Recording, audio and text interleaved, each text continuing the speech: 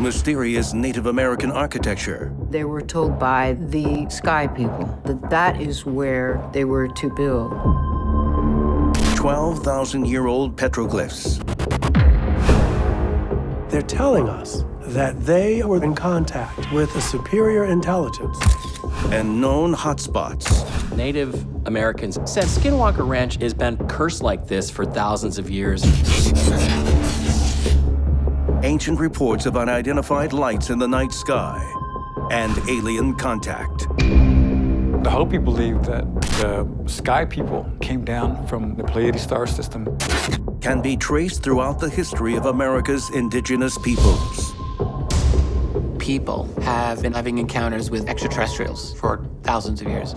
Can new investigations in the Southwest, using the latest modern technologies, uncover evidence that all points to one shocking truth? We are not alone.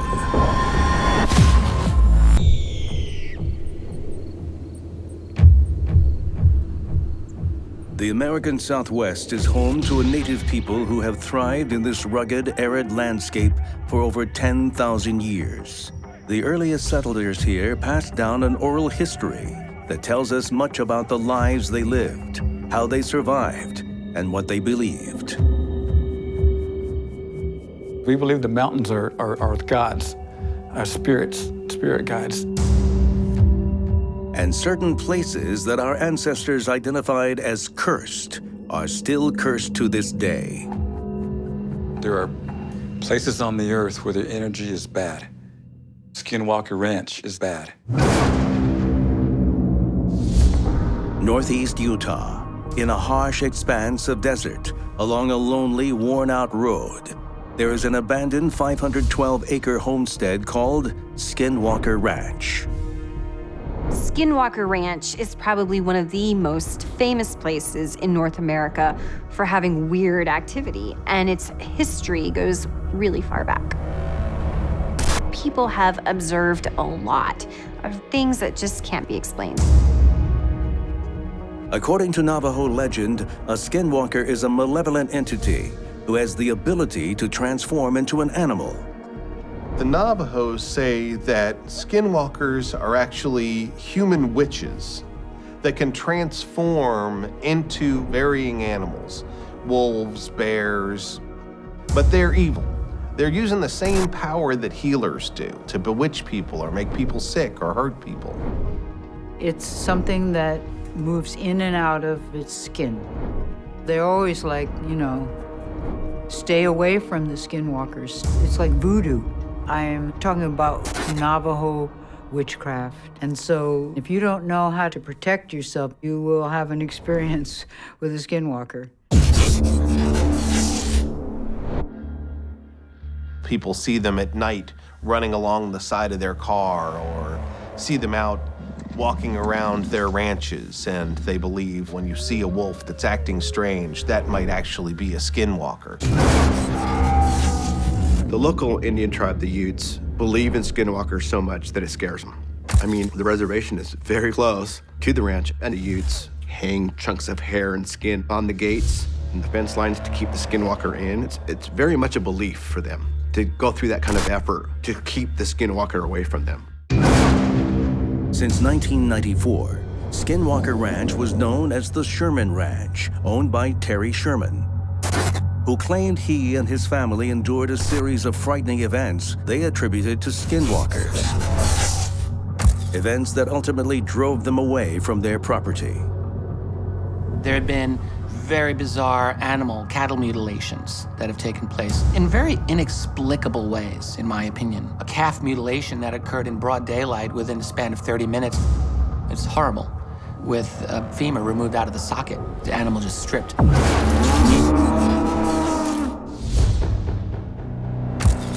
Sherman also claimed to have seen alien beings that came down from the sky in UFOs and walked the earth.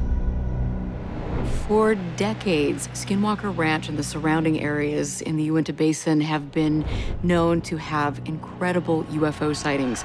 Many people have gone to this area, they've set up their equipment, and lo and behold, all of the batteries are drained on each piece of equipment. Camcorders, cameras, everything with a battery or a car radio. We would set up an experiment. Not a whole lot would go on, but then there would be that, like I say, that 10 minutes of phenomena that would happen, and everybody was dumbfounded by what just happened. There are a wide range of different type of UFO craft. We have got the triangular craft, we have the orange orbs, the blue orbs, and what looks like a portal opening up in the sky with other lights coming out of it, which is really quite astonishing. For the native tribal people of northeast Utah, the Hopi, the curse is real. Skinwalker Ranch is tormented. The Hopi believed that the sky people came down from the Pleiades star system and would participate in our ceremonies. They believe there are star people from other planetary systems.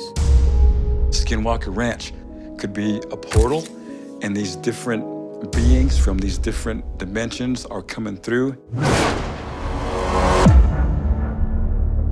For thousands of years, this barren stretch of desert has kept its secrets. And for this team of UFO investigators, they will continue to probe for hard evidence that this is, and has always been, the landing zone for the star people.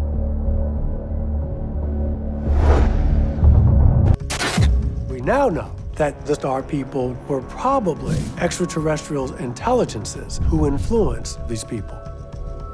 But if the ancestral Pueblo people really were in contact with interstellar travelers, could there be tangible proof? New evidence may be found on canyon walls throughout the American Southwest. 4 miles southeast of Pueblo Bonito, at the east entrance of Chaco Canyon, scientists are on the hunt for the smoking gun that proves that the ancient Americans had direct contact with extraterrestrials. There's a butte that stands up in the middle of the canyon. You see it from everywhere in the canyon. It's called Fajada Butte. And in the 1970s, archaeologists found one of the most amazing petroglyph sites up on top of Fajada Butte. Basically, it's a spiral pecked into the stone, and in front of it are 3 slabs that are kind of standing up, and they let the light through between them. And that's when they saw that there was just one spike of light going right through the middle of the spiral and touching its center point. These immense sandstone slabs were positioned so that sunlight streaming through the rocks in the shape of a dagger would strike the spiral petroglyph. There is this sharp sort of dagger shape that goes through the middle of the spiral pattern and shows up during different parts of the year. It is really, truly incredible.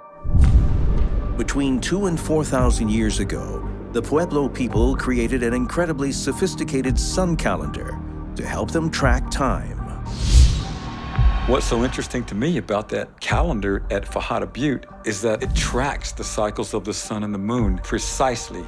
They were able to do that. They had that type of knowledge back then. On the summer solstice, a sun dagger appears in the center of the spiral.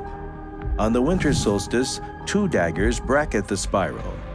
And on the spring and fall equinoxes, a sun dagger strikes the center of a smaller nearby spiral.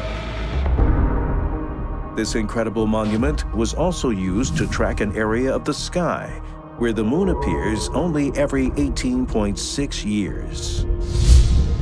The legends say this basically built following the teachings of the star people. And with that knowledge, they taught the people how to track the sun with that sundial. These structures were built with that type of knowledge. The sun dagger and that spiral represents the communication between the star ancestors and the indigenous people on Earth. The native peoples were fascinated with astronomy because in some way it directly affected their practical existence on Earth. And not just from agricultural cycles, but maybe they were tracking the time that perhaps the star people promised that they would return. Tracking the moon and all it entails with that, the directly comes from the star ancestors, the star people. That knowledge that is brought from the cosmos to the earth, that knowledge has been around for a long, long time. But where is the proof of this contact with the so-called star people? Experts say it's sprinkled across the southwestern desert, in petroglyphs and rock art. The rock art, in my mind, is an archival library that was given to us by those who came before us. It's very obvious that the beings that they're drawing are not themselves, that they are of another realm made physical through visitation. Some of these petroglyphs are anywhere between 8,000 to 12,000 years old. And some of them actually look like people from other worlds. This rock art is a testament to what these human beings in the American Southwest were seeing. There's one petroglyph on this famous Sago panel where these star people are quite pronounced. So here you have all these ancient visitors, and here they are life-size on a panel that many different groups had added to over time. Even today, Native people of the Southwest say such images represent a direct connection between their ancestors and star people. They look like those who came here from another place to bring messages and teachings. And I think it's pretty obvious. They are a record of our past, our present, and our future. In my years documenting petroglyphs, it's very clear that they knew what they were seeing in the world because they're making deer and beaver and hunting scenes, and then all of a sudden, an alien or an alien craft. Some of these petroglyphs, it looks to me like otherworldly beings, aliens. Here's a wolf-looking being, and then on the next panel is that same creature, but it's elongated, like it's ascending into space. These weren't random. These are placed there on purpose. They're important to them, and that's why they put them in stone. This information could only come from people who knew these things. Passing this on, this is their legacy of their connections to celestial beings. Could the rock art and petroglyphs created by the ancient Pueblo people in America's Southwest be connected to other archaeological finds around the world and ultimately prove that many ancient cultures had similar close encounters?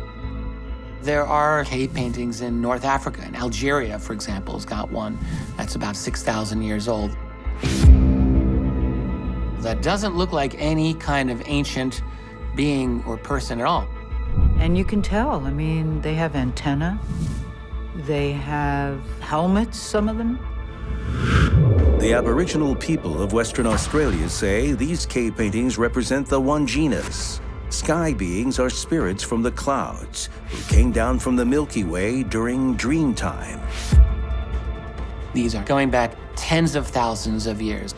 They don't look like any people that have ever existed on this planet, but they do sure look like some of our depictions of aliens, that's for sure. So when we look at the petroglyphs, when we hear about the oral traditions, the legends, we have to wonder if the Native peoples actually had contact with extraterrestrial beings. The Hopi and the ancient Pueblo people both have legends about star people. I really feel that they could be talking about ancient beings who could still have a presence here today. And it would make sense that they're talking about extraterrestrials. The petroglyphs are the oldest forms of communication on Earth, the oldest stories on Earth. I believe that the legends and the stories of the sky people are depicted on these petroglyphs, on the walls. They are a reflection for us to look at, saying where we came from, where we're going. It's all in there if you can really, really understand and read the rocks, which very few people can.